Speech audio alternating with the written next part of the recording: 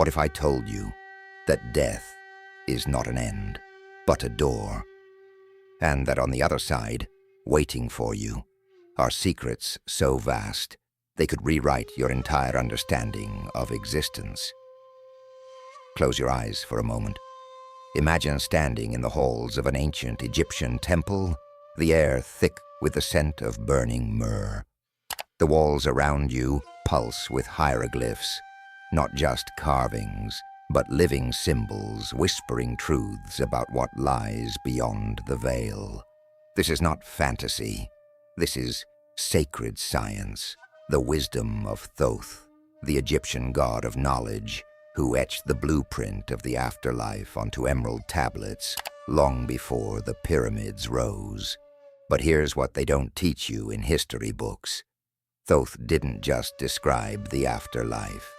He left instructions, a cosmic map for the soul's journey, one that pharaohs, mystics, and even modern-day seekers have used to navigate the unseen realms. And today, we're going to decode it. In this journey, we'll uncover the Hall of Judgment, where your heart is weighed against a feather, and what that really means. The 42 divine judges, not myths, but conscious forces that test your soul. The secret chambers of Amenti, the underworld realm where souls are reforged, not punished. This isn't just about death. This is about awakening, about realizing that the afterlife begins now, in how you live, in how you prepare. So tell me, are you ready to walk the path of Thoth?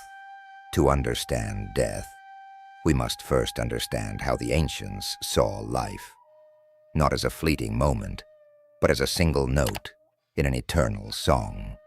Picture the banks of the Nile at dusk, where priest scribes dipped reed pens into ink made of crushed lapis lazuli. They weren't just writing, they were encoding. The book of coming forth by day, what we call the Egyptian Book of the Dead, wasn't a funeral text. It was an operator's manual for the soul. Thoth, depicted with the head of an ibis, the bird that walks between water and land, was no myth. To initiates, he was the cosmic librarian, the one who, 1. Designed the 42 negative confessions, not sins to avoid, but soul tests to prepare for. 2.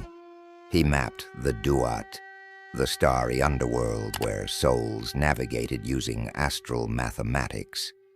3. He created the Emerald Tablet's first law, as above, so below, meaning death mirrors life. Here's the key modern Egyptology misses. The afterlife wasn't a destination, it was an initiation. When a soul stood before Osiris, the scales weren't judging good versus evil. They measured alignment.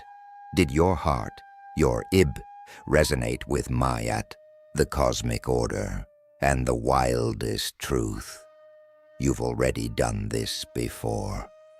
The texts hint that souls cycle through the Duat many times, polishing their essence like a jewel between lives. But Thoth left more than metaphors.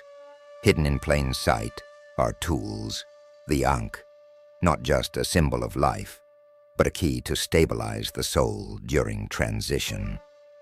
The Jed pillar, a diagram of the spine's energy channels, used to stand up in the afterlife. This wasn't religion, this was technology, and tonight, you'll learn how to use it. The afterlife isn't a place you go, it's a frequency you tune into, and Thoth left the dials. Let's decode the real Egyptian soul science. 1. The heart-weighing ritual, not what you think. That iconic scene of Anubis weighing a heart against a feather. Modern translations get it backwards. The feather wasn't about being light morally. It represented Ma'at's resonance. Here's the experiment you can try tonight. Place your hand over your heart and whisper, "I have not caused suffering." one of the 42 confessions. Feel that subtle vibration. That's your ib responding, the same energy that'll be measured after death. 2. The Duat's Night Boat, a consciousness hack. Texts describe the sun god Ra traveling through 12 caverns each night.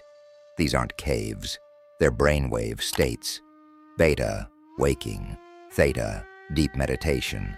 Delta, beyond the veil. Priests used hemisync chanting, recordings still exist, to simulate the journey while alive. 3. The forbidden name of power. Thoth's scrolls mention a sound that opens the unseen doors. Linguists now believe it was a 432 Hz frequency, the same vibration found in ancient Egyptian harps, found in the Great Pyramid's chambers. It is also found in modern quantum healing studies. Practical exercise. Before sleep, at 432 Hz. This isn't mysticism, it's acoustic engineering for the soul. The ancients didn't believe in the afterlife. They navigated it, and you're about to learn how. History remembers the pharaoh's gold, but forgets their greatest treasure, the ones who returned.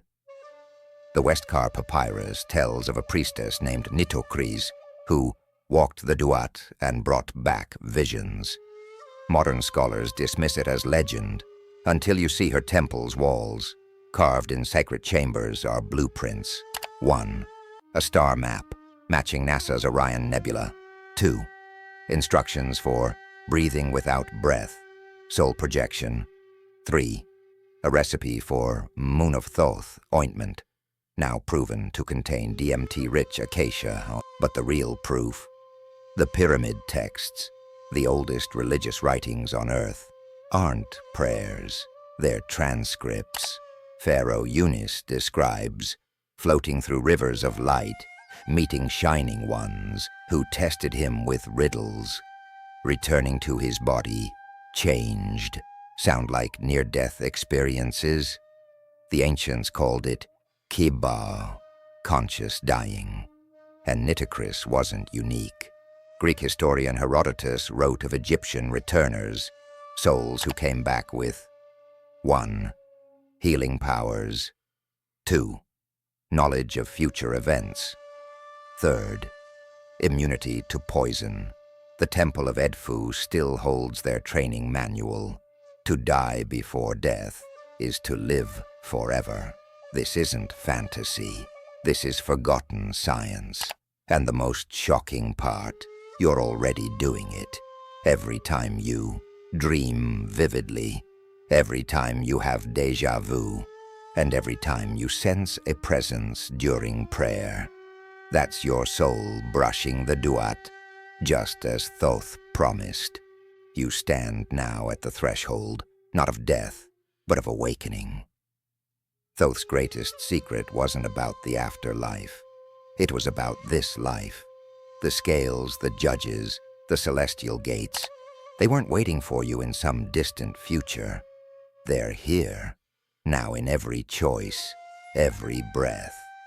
The ancient priests had a saying, to live without preparing for death is like sailing without a compass. So tonight, as you lie in that twilight between waking and sleep, try this. 1. Place one hand on your heart, one on your solar plexus. 2. Whisper, I remember the Duat. 3.